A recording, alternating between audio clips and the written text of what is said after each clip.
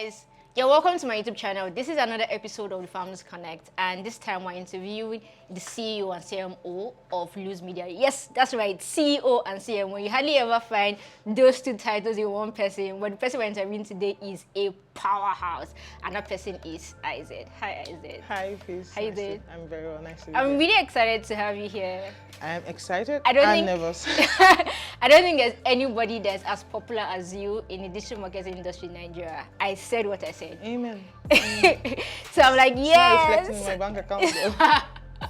But let's see. So we're going to learn as much as we can about Ized today. So make Okay. sure that you guys stay and watch this video to the end.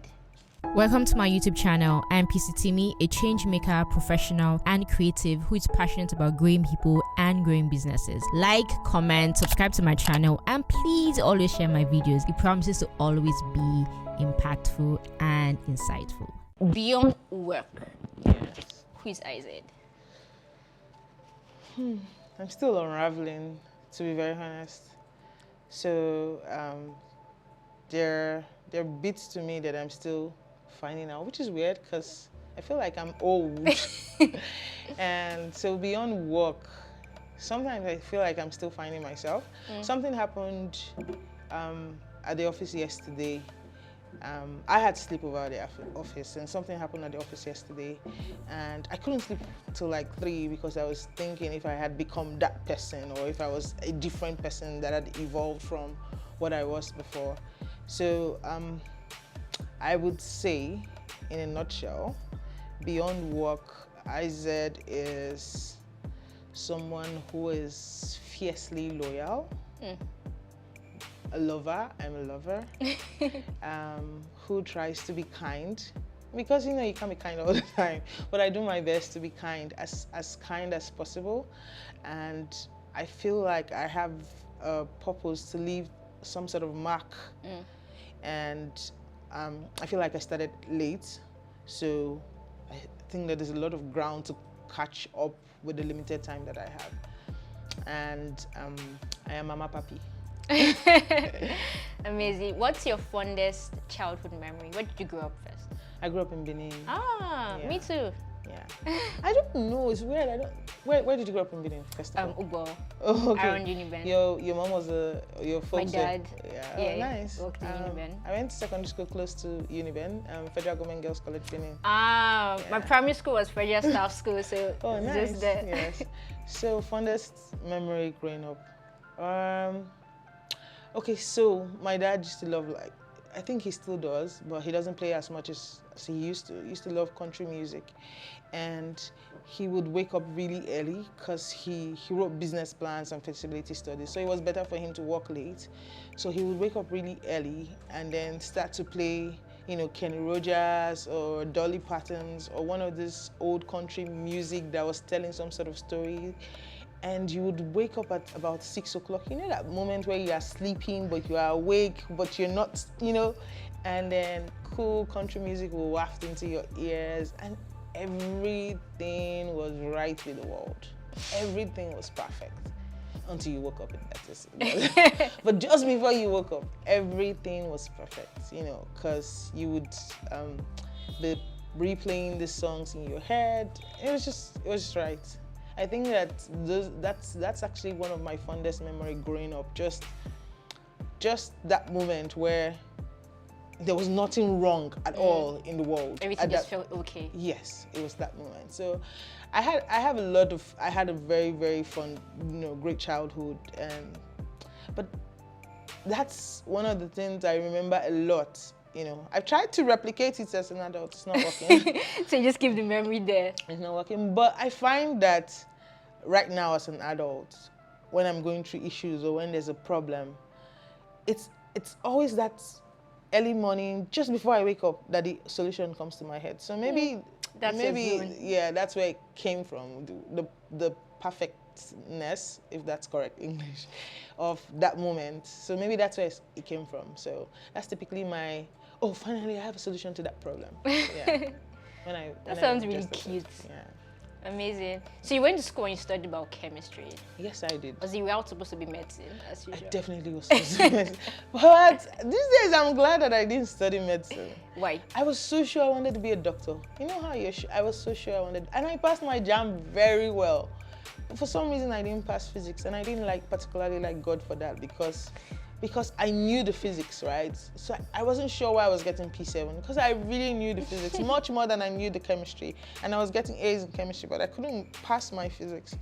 And now that I'm much older, and I really hate being around people who are not sick. So my mom had an injury, and I couldn't look at it. I can't. It's like just now when you were talking about your toothache. So you're like, yeah. That so was sometimes definitely not I'm me. very grateful that if somebody throws up in front of me, I'm definitely throwing up too. We will throw up together. So there are some things that I can't stand now that I'm wondering if I'd read medicine, how long would it have been before I gave up on it? So sometimes I'm glad that I didn't read medicine. I read biochemistry and I did very well at it. I didn't have to see a lot of blood. So did you find marketing immediately you graduated, or what was like the journey towards digital marketing? I found marketing before I graduated. I found marketing in school. I didn't know it was marketing then, but I've always been like the middleman person. I've always been a seller or a marketer. Then it was how much can you convince your dad to give you more money by the stories you were telling him. But when we got to school, my dad used to do this thing where he would share the number of days you're in school, and then he would give us the amount of money we would spend every day. So for example, it was 30 days in school, so you had 1,000 naira for every day you were in school, so that's 30,000 naira. So literally you would take 30,000 naira to school because he thought, why would you spend more than 1,000 naira a day? And we knew that 30,000 naira would never be enough. It's not like you plan to spend more than 1,000 naira a day, but the money just goes. So what I would do then is I would go to, since you grew up in Benin, you know New Benin Market. I would go to New Benin Market and buy second-hand clothes, and then take it to school and sell. And then my 30,000 would have doubled or tripled by the time I was done, and I would still have the excess. They wouldn't buy all the clothes, so I'll still have the excess to so I would have more clothes, but I would still be making more money from people who they probably gave more than 1,000 naira a day to. And still, because I was a popular student in the university, I think I even won most popular student like 3 years in a row. What happened was my money would run out still regardless. And then I started discovering that other people had talents that I could sell. I do know how to draw, but I would know somebody who knew how to draw, and then I would know somebody who wanted a drawing of themselves. So it was for me to tell the person who had this talent that, I can sell you to potential buyers. So I started taking time to notice people. So I think that's probably where I trained myself to see opportunities in whatever the issues were. So if I would see somebody who had very good graphic design skills at the time, I would look for people who wanted those skills, and I would take my commission from them. Sometimes I would even make more than the person who was doing the work. So it wasn't called marketing at the time, but it was, as you grow older, you sort of just realize that, yes, you've been marketing all your life. And so that was it. I used to also do like Zobo drinks, but I soon discovered that there were people who made Zobo better than me. So I just needed to convince them to help yourself with that. Yeah, so it could be anything. My closest friend in school then used to make the most amazing moi moi. It was so good, and she used to make it every Saturday morning. Like she was used to it from home, so she would come and do it in school. So I started to convince her that you can make more, so that we can sell. So I would tell people that, we sell moi moi every Saturday, and before you knew it, we were selling in a. So it was always discovering what I could use to make more money. Yeah, make more money. I told my son 3 days ago that you can literally pick me up now and drop me in Okene, or Okene is where he's from. So, and I will still make money because I would be able to identify what are the opportunities here as opposed to. So I'm mentally trained to see what are the opportunities here that I can That's a superpower that a lot of people hope. It is, but it's not always profitable. But still, sometimes it's not for profit. You can gain experience or you can gain connection. Sometimes it's, the opportunities, what you gain is not necessarily always money. It can be experience, it can be connection, it can be knowledge, whatever it is. But that's my thing. Amazing. So if I look at your LinkedIn, I see that the first corporate digital marketing role you had was head of digital media at Indigo. Is that correct? Indigo area, yes. Yeah. So like, at what point did you say, okay, there's this marketing and I want to take it as a career, like something that I want to do? Oh, okay. So it wasn't really Indigo area. Indigo area was because somebody had hired me and then was paying me salary, because I was doing it for myself and I wasn't particularly paying myself salary. Right. So there was no point putting it on my bio. So I went to Abuja after NYC. In fact, didn't go home because I was worried that if I got home, they would not allow me to go to Abuja. So I literally took my bags and went to Abuja.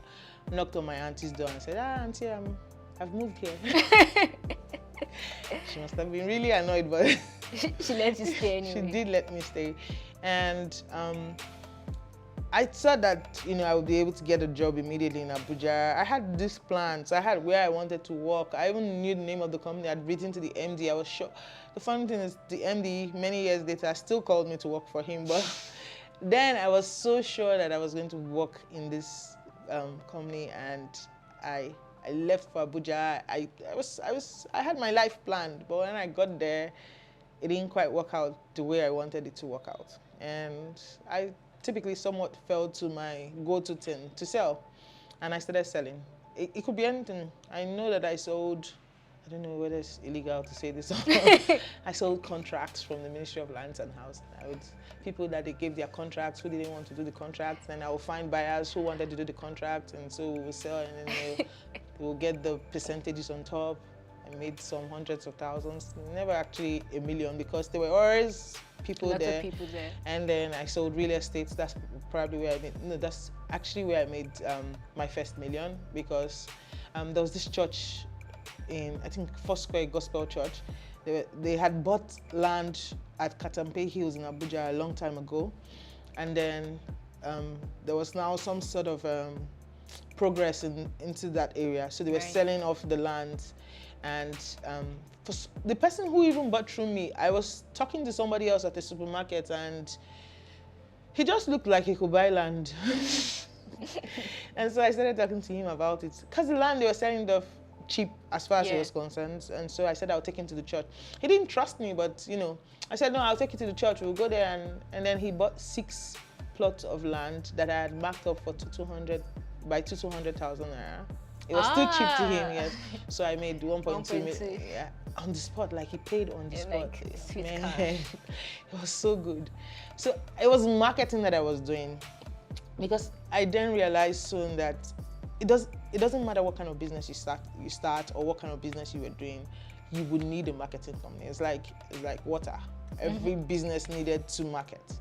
So I started this traditional marketing company, because then I didn't know what digital marketing was. Right. So I started this traditional marketing company, and then we would go to meet businesses and tell them that we would sell for them directly. So we hired DSAs.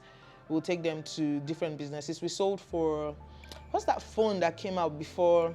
It's not GSM, CDMA phones in Abuja. We sold CDMA phones. We sold hundreds of CDMA phones in Abuja. We're very lucky with that, because the company just came to, I can't remember their name now, Intracellular or something. They just came to Abuja, and I went to meet them, that we'll sell their phones for them, CDMA phones, and they said yes. And then I went to a cooperative society, and luckily there I went to sell the phones. They were in their cooperative meeting, and almost everybody there took a phone. So so that's another thing that I also do. I hate to sell one. I like to sell in bulk. Yeah, so I look for where I can get bulk buyers, and then I sell in bulk. We did work for a lot of companies there as DSAs, but it wasn't as profitable as I thought it would be, because commissions were very low. So you can imagine you needed to do a lot to make a lot of money. And you were paying DSAs. We hired DSAs, and then we're paying them. DSAs, direct sales agents, they went on the streets to sell. And so our profit margin was like really low. It wasn't as much as we thought, but we were making money. We're not broke. And then one day, and in between I'll write business plans. And then one day I spoke to one of my friends. Her name is Blossom. She was tweeting that she wanted to help businesses. I just got on Twitter at that time. I wasn't even sure how Twitter worked. And then she was saying something about trying to help young businesses. She would do 5 posts for 5 different people. Luckily, she picked me.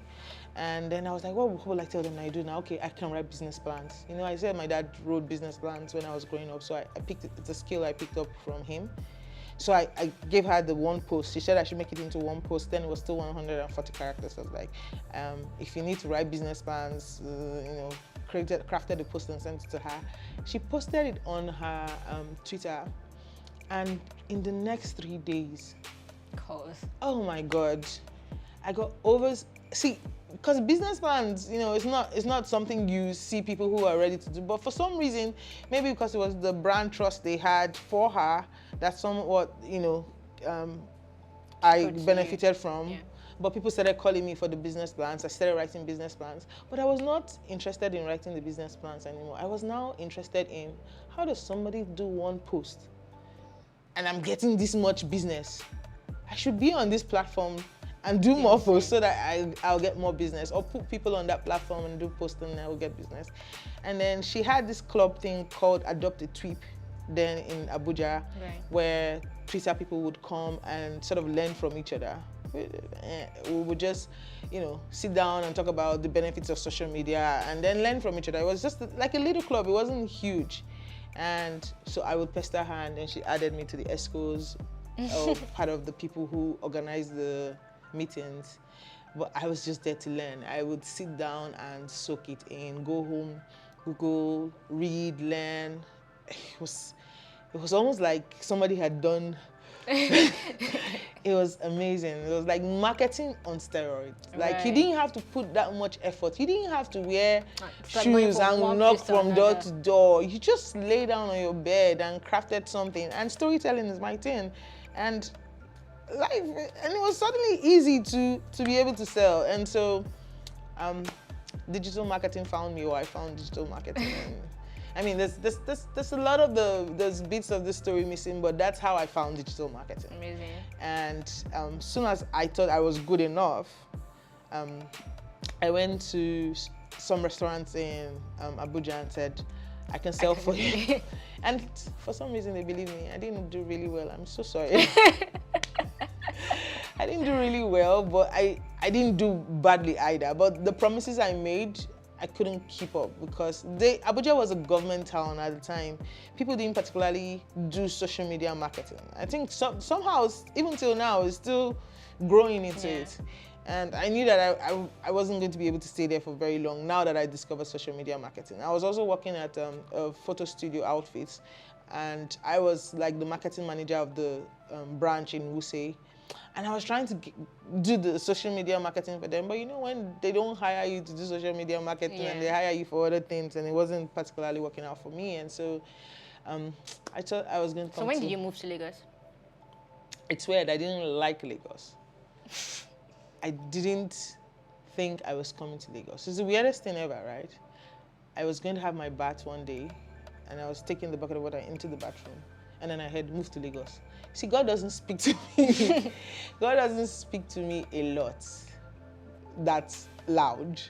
But it was so loud that I knew that I didn't imagine it, or I was like, move to Lagos. And I just sat down on my bed. I just dropped the water, I went back to my bed and started crying. So I called my pastor at the time and I said, God said I should move to Lagos. I was like, are you sure it's God? I was like, when there's a conviction, you don't doubt what you heard. There was no doubt at the time. I was like, it's definitely God. And I was like, so what are you going to do? I said, I'm going to move to Lagos. He said, pray about it. Now, because I wasn't very strong in that, I mean, I was a Christian, but I wasn't a very prayerful Christian. It was, and plus I was just getting out of being a Catholic. That was my first non-Catholic church. I wasn't sure what to do. So I eventually started praying about it, and then the scripture started coming to my head. I'm sorry, I know this is a marketing thing, but the scripture started coming to my head. So I opened it, and then it was this passage where God was telling the disciples to go out and preach on his behalf, but they must not take anything with them, neither food nor. I was like, No way. way.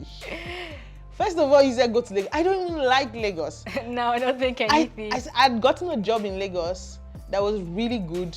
I came back to tell my folks that I didn't get the job because the whole interview process was a mess. I didn't want to come back to Lagos. You couldn't pay me enough to stay in Lagos. And then now you're saying come to Lagos. Not only are you saying come to Lagos, you said leave everything behind.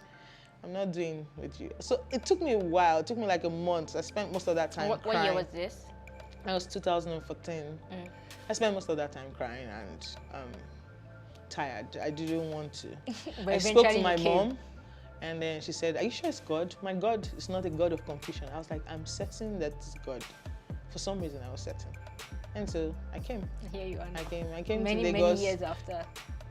Everything I'd worked for in Abuja, I got into town with 13,500. It's the weirdest thing. I got into town with 13,500 and my bag of books and my clothes because I'd prepaid my rent before I came in. And then I went to the house I was staying at. It's been 7 years. And it's working out. It has worked out a lot. It has worked out a lot. Amazing. So I mean, when you found digital marketing, you've gone from Indigo to CNN, then you had Max, and then you went to TORA, which was your company, right? And you guys did that for a while, and then VBank launched, and you did that. So like, just give like synopsis of what your career has been like, from Max to TORA, and then launching VBank and coincidentally starting your own agency now. Okay. Now this is one of those ones that might be a little bit long. Okay, so I got into Lagos. I started my own company. It was called Evolve Synergy. We're working in the hub. Now, I'm probably going to shoot myself in the foot a lot with this story. So I didn't pay for hub space. So I would come in really early and close really late because, you know, you had to sign in at the, so we were working out of Idea Hub because free internet, free space. I hired people though. I had staff. And you're not paying. I had staff, and then we would go to the hub really early. First, I think that they discovered at some point, but they would like leave her. But I would come like really early so that, you know, before you had to sign in and they say, hey, where's your card or why haven't you paid? And then I would leave late when the girl had closed and I could just go home. And that was my life with Evolve. But with Evolve also, coming to Lagos, and then you didn't come with one of those cards that said, this is my beloved ward, please give her jobs or whatever. I couldn't break into the Lagos market very well. Right. Everywhere you went to, they already had an agency that they were working, that was working for them. You couldn't break into the FMCG space at all. It's like that place is like tightly locked down. Even the small businesses had people that they knew that it was so hard. So I then had the idea to work for people who had already gotten the job. So they would subcontract. So I was working for agencies. They would subcontract the jobs to me. Then I would later hear that that particular job that I was working at for 1.8, they actually got it at 12 million or 15 million. I didn't want to do that. And then Indigo Area is, she was actually a design agency. Right. And she needed social media marketing services. And I spoke to her. And then she said she wanted to own her own social media. So she literally bought over me and my entire team. Right. And became a design and digital agency. The good part was she already had clients that she was working with as a design agency. She's awesome. She's really awesome as a design agency. And I was just going to leverage on her connections and work as the digital agency. So we did jobs for Union Bank because she was doing design for Union Bank, and soon we're doing the. So I was making more money as salary than I was in my own organization. Right. So it was good. It was good for, and then I had the opportunity to start DigiClan. Because for me, DigiClan was, I sort of missed that thing that we had in Abuja where we could sit down and learn. Just learn. Yeah, and you would talk to somebody who was getting in the digital media space, and then they knew one thing, but they didn't know the other. And so people would say, oh, digital marketers in Nigeria are not so good. Digital marketers in Nigeria are not effective. And I realized that the problem was we didn't have a lot of opportunity or learning room. Plus, we didn't have a lot of the data that was so easily shared outside the country. So I then thought, let's start DigiClan, where if you know A and I know B, you teach me A, I teach you B. Now we both know A, B. Right. Yeah, and imagine doing that with a lot of people. And I wrote this really nice proposal, and I would go from company to company to company to try to sell it to them about sponsoring the event, and not one of them bit. And then one day, Hotels.ng tweeted that it was Mark himself. He said, if you want to use our space for meetups or meetings, I think he was talking about tech meetups, but you know, he had opened the door. So I asked if we could use the space, and then he said, go ahead. And Yemi, I think Yemi at the time, who was heading their marketing, said we could go ahead and use the space.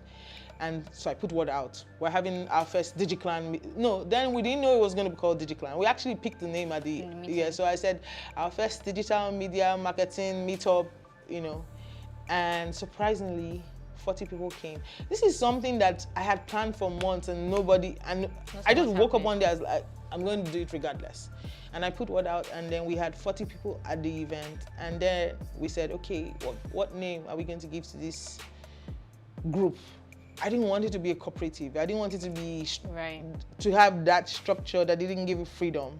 I wanted it to be a place where people could learn from each other and grow in the industry. And we came up with crazy names. There was hashtaggers, because you know, hashtags from social media. There was digital, and then I think it was Laddie Speaks and Innocent at the time that said DigiClan. They actually said Digital Clan.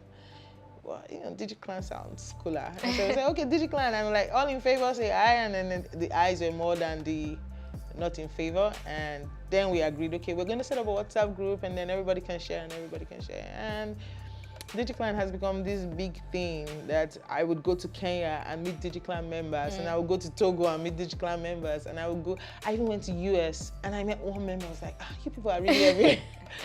So it actually started from Lagos and then became, hi, Ized, I'm going to Jos. Can I go start my own DigiClan meetup there? And then we will say yes. And then we would organize ourselves and travel and go and do a training and sign people up from Kaduna. So we're in 26 states in Nigeria. The only reason we're not in 36 states is some states are not very favorable to visit. But we sometimes go there to do training for the women. So we have the DigiClan Woman, where we train women in digital media, and then we're in over 7 countries in Africa, and growing. Sometimes I think that we're not in a country, and then I find that there are members in that country. Yes, and the great part is I'm in every group. So I'm learning from Kenyans, I'm learning from Ghanaians, I'm learning from Uyo digital media DigiClan members. I'm learning from Rwanda. I'm learning from South Africa, because the South Africans are like very technical. They're very number. Statistically, in 1914, 24. It's just so the great part is I can learn from everywhere. And so, back to your question. Yeah, I said this was going to be long.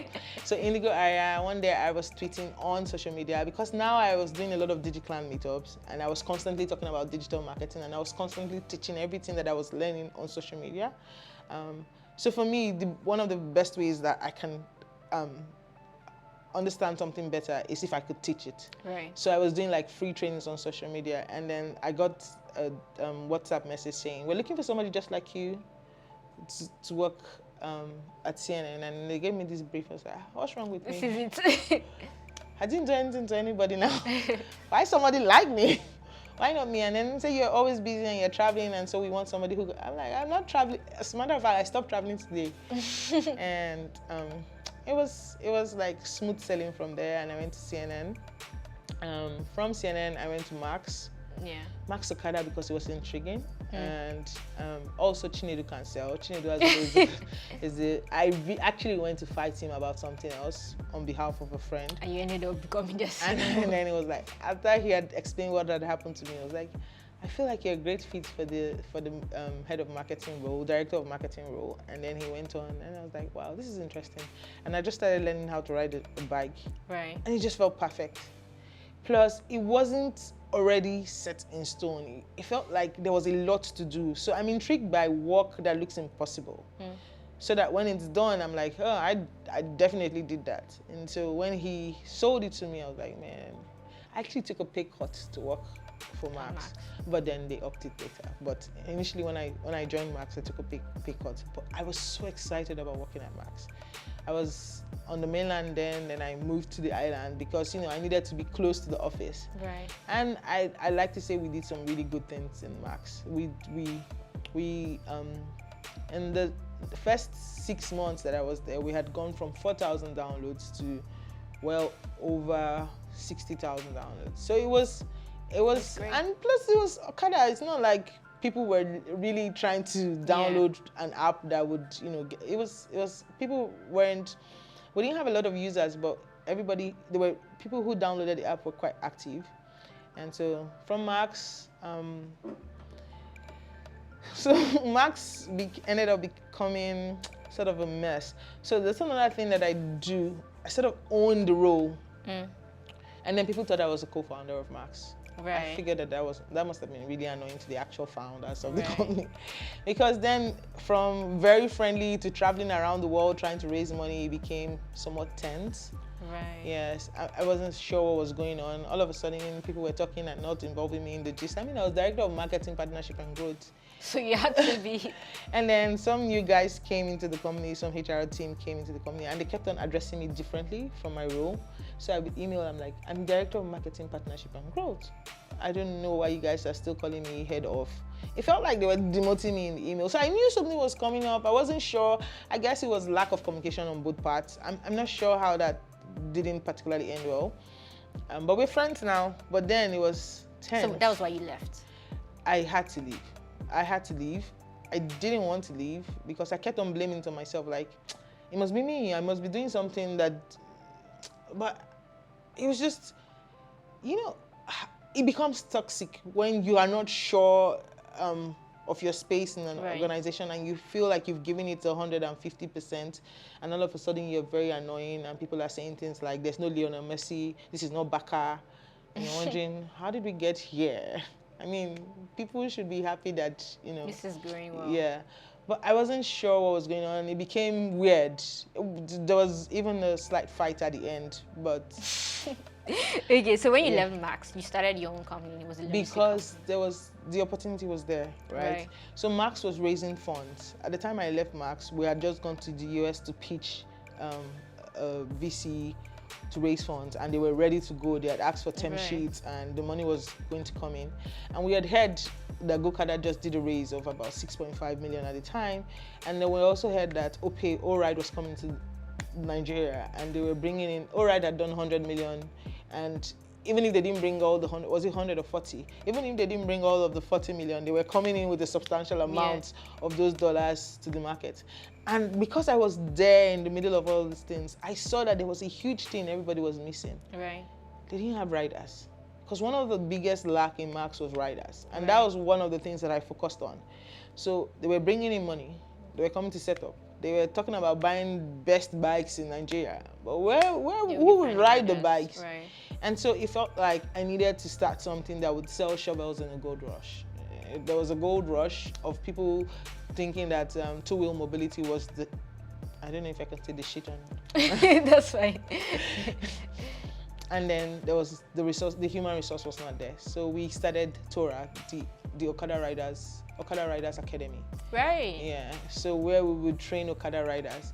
And one of the things I discovered while I was working at Max is you can't retrain an Okada rider. You know that thing they say about you can't teach an old dog new tricks. They were talking about Lagos Okada riders. They actually act like they had learned what you taught them, and then that same day, do something different. 20 minutes later, they were doing something wrong. And so, plus there was a huge unemployment gap in Lagos. There was a lot of unemployed people. And we were retraining Okada riders. We're spending so much resources retraining Okada riders, and I didn't think it was proper.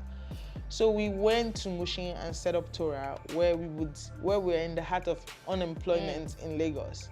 And we recruit people who didn't have jobs and train them to ride, and train them to use Google Maps, and then deploy them to logistic businesses and to ride-hailing companies. We're doing hundreds for Oride and hundreds for I think Go-Kart paid us for 150 riders, so it was both male and female.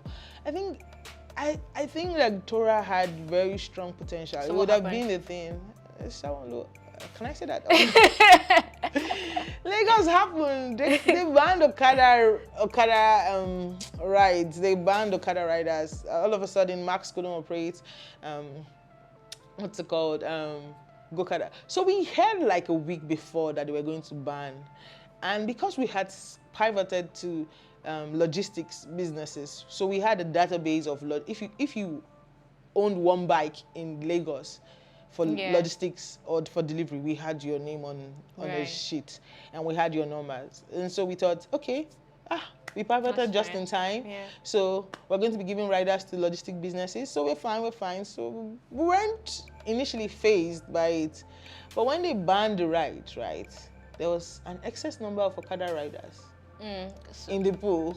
And so logistics businesses felt they would want to take people who already knew the route than to take our new riders, who one of the biggest complaints was, I mean, he behaves so much better, but he doesn't know the road.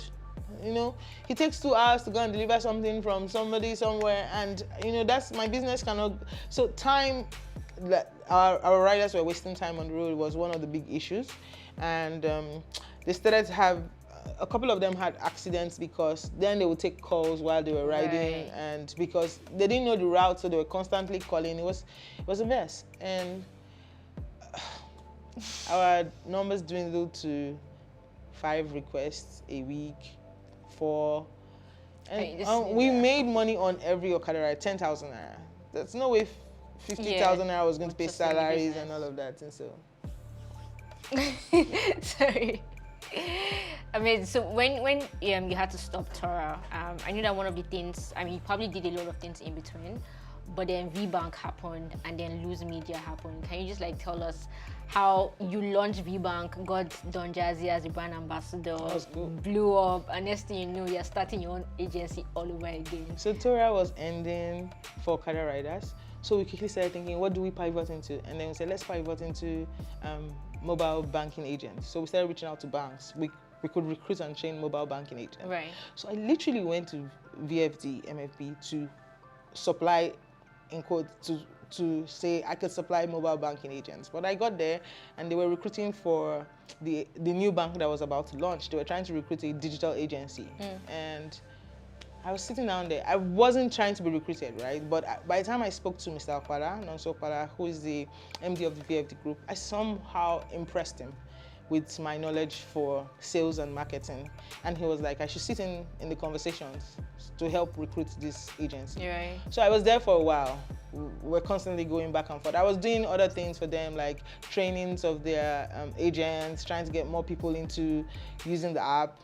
And then one day, right after we had just pitched, this agency had just pitched, and they were annoying because they didn't have the app. You know, they came to pitch a bank that they want to sell their app, but they didn't have the app on the phone. And I feel like he was sort of annoyed that day. And then there was about to be a lockdown, and he turns to me and like, why are you not doing this? I'm like, I'm not, okay, we'll go ahead. And then there were other people in the room, and we set up this WhatsApp group where we went ahead to be the agency that launched VBank. At the time VBank launched, there was no Lose Media. It was so just Lose us. Media started because you were handling VBank. Yes, so it was we started we opened the Twitter handle and the Facebook handle, everything from scratch for VBank, and then we started pushing it, and it was a lot of conversations. Every morning we would have conversations about the plans for the day, what we would do, and it became loud and it was really good. And at some point, yes, we got Don Jazzy in because there was a list of influencers that we were looking at, and Don Jazzy was like favorite. And then Mr. Akwala said, go talk to Don Jazzy. And I reached out to him, finally got him to respond to me. And then we started chatting, and I was like, oh, I have the app. I was like, this is our guy. Like, why did you download the app? I was like, I saw your ads and I thought it was cool, and I downloaded the app. I was like, you're definitely our guy, because all the other influencers I'd spoken to didn't have the app, and you had to basically explain what VBank was. Yeah. And then he said the weirdest thing was like, I was waiting for you people to come and call. I knew you guys were going to come at some point, so He was ready. Okay.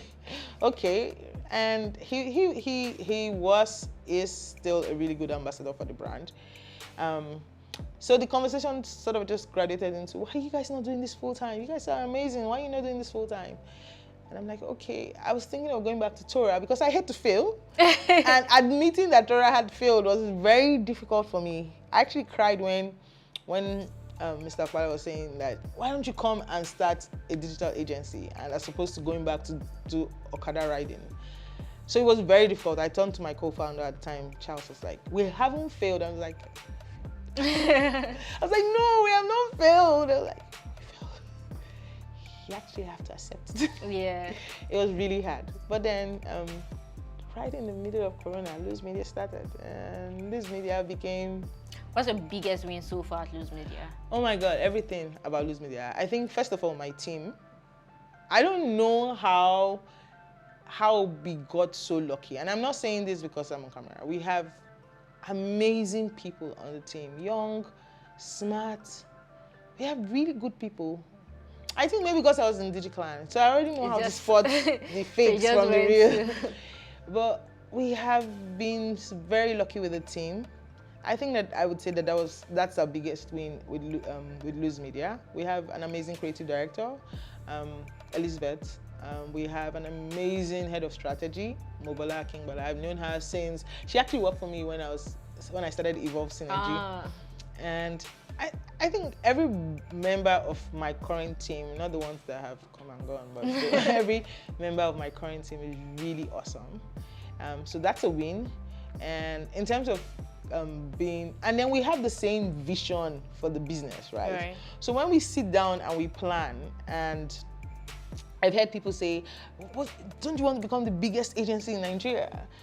It's almost like, we want VBank to become the biggest digital bank in Nigeria. We want AAM to become the biggest investment platform in Nigeria. We want Transcorp Group to have like the most, in all the power groups or power companies in Nigeria, to have the most investment and the most partners.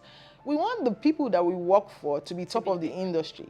If, as a result, Lose Media then becomes the top of mind agency because we're doing all of this great things, then we don't mind that. But right now, our focus is on how do we make these businesses that we're working for top in their industry, whether it's a small business, a startup, or a really huge business. For us, it's critical to take them from where they are to where they want to go to. So we're very KPI driven, but so KPI driven, one company actually told us that it feels like you're coming to compete with our in-house sales team.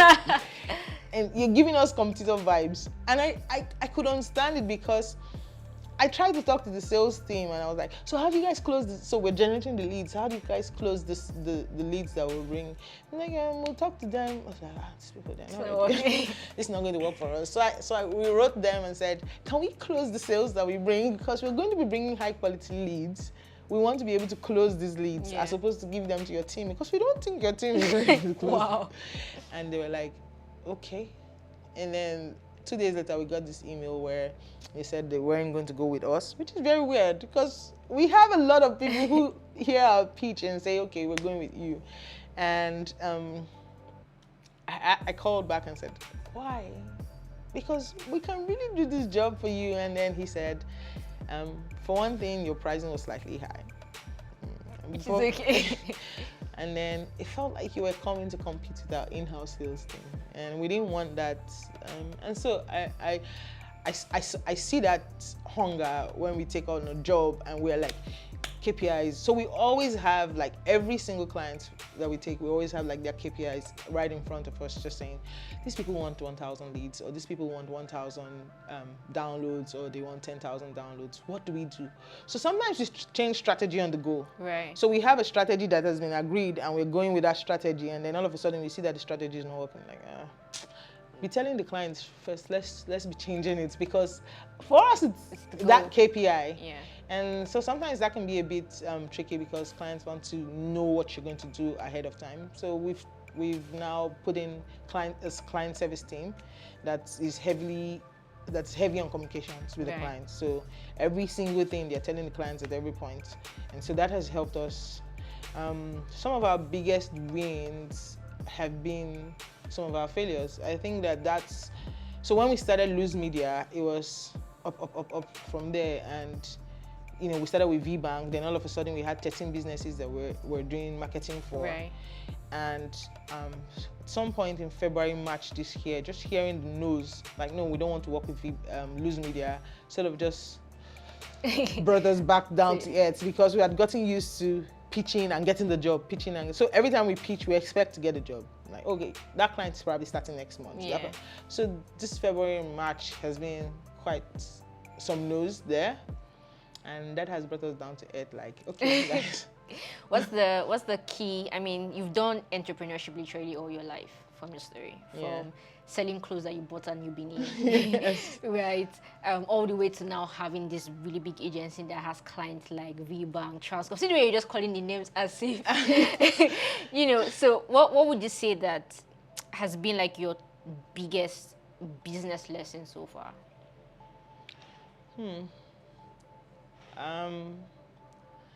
So far, from beginning till now, or for Lose Media? So far. Okay. I'm going to phrase it in 3: trust, responsibility, and expertise. So trust is you can't overpromise and underdeliver. You have to underpromise and overdeliver, or promise and overdeliver. You have to ensure that if you tell the client you're going to do a certain thing, you have to try to do that certain thing. You have brand trust is so critical for a business like ours, for this space, because once people trust your brand, you don't have to sell yourself anymore. So a lot of our clients are referrals from other clients, because we've built brand trust with those clients. So trust is critical in this space, and you can't mess up. You have to try and strive not to mess up. Responsibility, because the mess ups will come sometimes.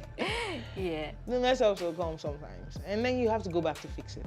It's very weird if we mess up with a client and they cancel on us, right? We always find a way to do like a campaign for them free of charge.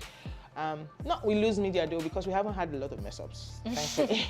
But responsibility, because you have to sit with clients and take ownership for the parts where you're wrong, and say, okay, so we understand that we didn't do this right, and we should have done this, because people find a way, because especially in this industry, they find a way to blame it on the client. They didn't tell us this, and they didn't tell us, but it's your job as an expert to be able to guide the client to the right decisions. So we take responsibility for where we mess up, and we take responsibility for the things that we should be doing, and then we try to fix the ones that we can fix, and ensure that by taking responsibility, we also build brand trust, because people know that, okay, even if they don't get it right, they'll take responsibility. Yes, and expertise. You can't know it all. Hire for where you are lacking. That's number one. And then always learn. You can't stop learning. Yeah. So let me give you an instance. I actually think I have a good eye for design, right? I think that, if I see a nice design, I would know it. But it turns out that I'm not good at it.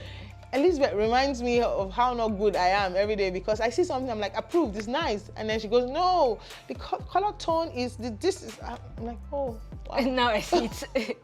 And so, hire the experts, hire the people that are really good. If you wake Mobola up from her sleep and say, how do we sell Tom Tom, or how do we sell sweets, or how do we sell socks, she will reel out and I'm like, I thought I knew this thing, Sha. You know that thing where they see people with money. I'm like, where do they see this money from? Where do they see these ideas from? Because expertise is critical. You have to have good people, and you have to be on top of the game. So we're constantly learning new industry things, new technology, new tools that can help us do better. and increasing expertise as a team, and then we hire for where we think that we are lacking. Amazing. Quick questions, right? Yeah. Who would you say has had the biggest influence in your life? Quick answer. My dad. Or my mom. My mom, maybe. Your parents. I actually always thought it was my dad because I was closer to my dad, but now that I'm older, I see that's my mom. I see. I hope she doesn't watch this because now she's going to not let me rest about it. I wanted to be closer to her when I was a kid, but... Amazing. What time in your life would you classify as the most defining yet? Wait, I'm going to re-answer number one. Okay, what's number one? My son. He has definitely been my son. It has definitely. I've learned so much being his mother than I've learned being a daughter to my folks. So definitely my son. Okay, so what period has been the most defining in your life? When I had my son. Ah. When I had my son. Just before I had my son, I thought I was going to kill myself. And then decided to wait until after I had my son before I killed myself. And then I vetted this amazing thing who I didn't like initially when I had him, because I was like, I'm not sure about this one. I think I'm not sure about this one. And for some reason, grew into loving him, and then it became the best reason to try. And when people ask, why do you wake up in the morning? I'm like, school fees. Because he has to go to the best schools, because he's this amazing person. So, what's your favorite movie? Oh, I don't do a lot of movies, but I like the series. Can you imagine? I can't even remember the name. The legal series. Suits. Yes, Suits. Suits. Yeah, I like Suits too. I've seen it twice. Oh, nice. I should probably try to see it twice again. What's your dream vacation place? Oh, Maldives. Why? I don't know. I keep running into ads on social media. Your marketing is working. Whoever is marketing is targeting me, and it's weird. It's working. And so now I think that I'm going to do it for my birthday.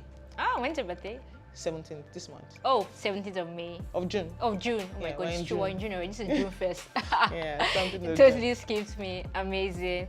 And final question. Yeah. Digital marketing is a growing industry. I remember when I got into digital marketing, like 2015, 2016. It was just still that thing that it wasn't popular then, and we're trying to find our fit.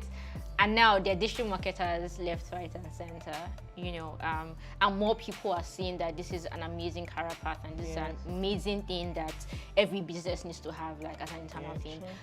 What is your advice to people who want to grow in their career as digital marketers? They've already started, but they're like, I want to get to the next step. I want to get to where Ized is. And then people who are like, I think I want to learn digital marketing, so they're just about to start. So two set of people, they're there already, but they're like, I want to upskill, I want to get better, I want to get bigger, I want to get the bigger jobs, the bigger agencies.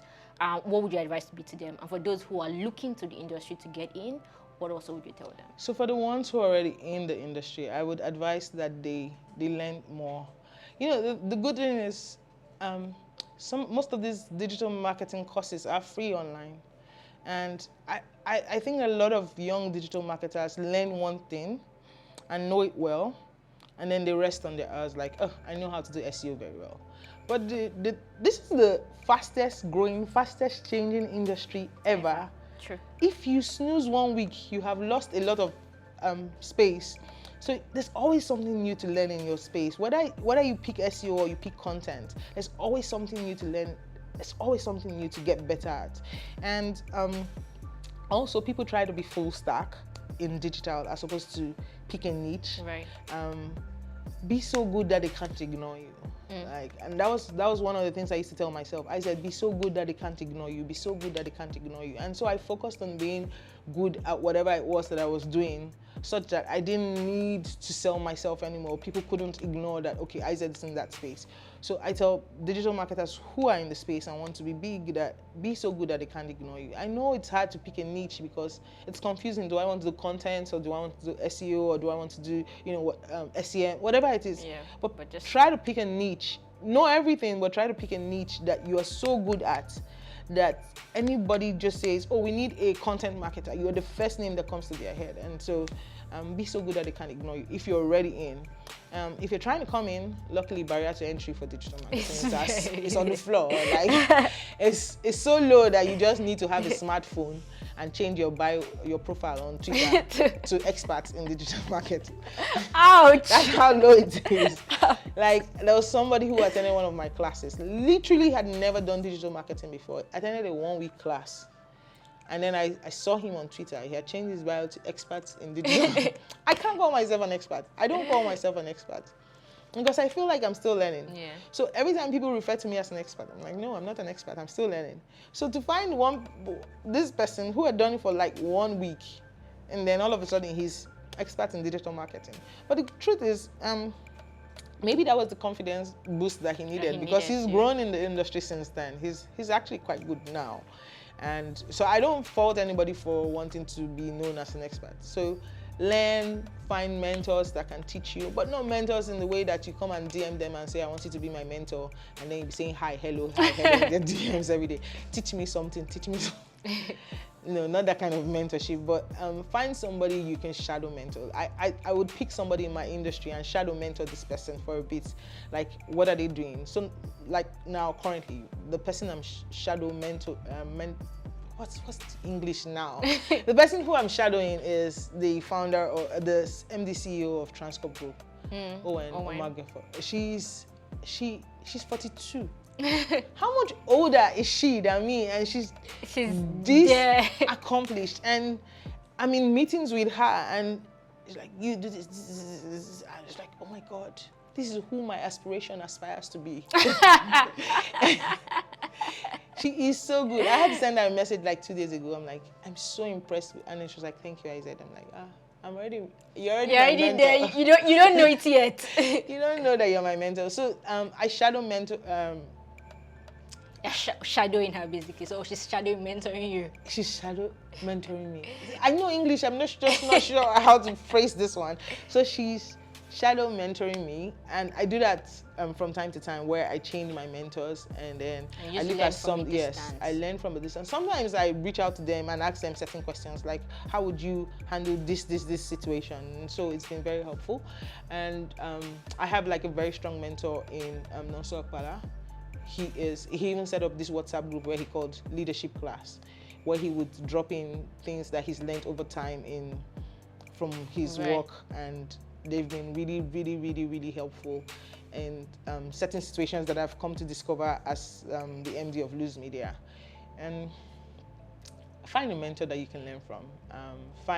Your mentor doesn't even have to be somebody really high. Sometimes my mentors are like mates and colleagues. There was a time you were my mentor for a bit. So I was like, how does she do it? Like time after time after. I actually sent you a LinkedIn message. I did. And you're like, thank you so much. I said, I was like, she doesn't know that I'm serious. I did. I sent you a LinkedIn message. I was like, dear PCTimi. Then I wasn't talking to you. I was like, you inspire me. And I put it on LinkedIn, but you were like, oh, thank you so much. But that's smiley. Yeah. But yeah, people who are determined and committed and very focused and driven on what they do are really good people to learn from and be mentored by. And I don't do this thing where I feel like I've gotten too big to learn from anybody. I learn from everybody and anybody who's teaching anything. I would sit down in a class for 2 hours. There are classes now that I'm too busy to attend, so I pay for people to attend the classes, then come back and teach me because that class is happening. I can't be there, but go and learn and then come back and teach me. So I do mentoring that, is very important. Yes, critical actually. And then go for it. There are too many people who are slowing down because of am I good enough, not good enough. I think I just gave myself a really good advice, but it has to do with football. So I play football and I'm thinking of dropping out because I don't think like I'm good enough, but I'm going to go for it. And that's how we end this video, guys. 3 things to pick out from what Ized said. Be so good in what you're doing in your niche that nobody can ignore you. 2, learn a lot and learn from people. And 3, go for it. That's it. Alright guys, thank you so much for watching this video to the end. Follow Ized on Twitter. What's your handle? Zegba, Zegbua. Yes, I'll also put it in the description link. Yeah, comment, like, subscribe. Check out Luz Media. It's also going to be in the description link. And thanks for watching. Peace out.